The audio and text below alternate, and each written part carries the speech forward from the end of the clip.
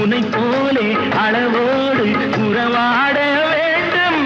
உயர்ந்தோறும் தாழ்ந்தோறும் உறவு கொள்வது அது சிறுமை என்பது அதில் அர்த்தம் உள்ளது.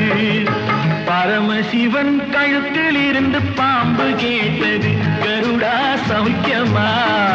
யாரும் இருக்கும் இடத்தில் இருந்து கொண்டால் எல்லாம் சௌக்கியமே.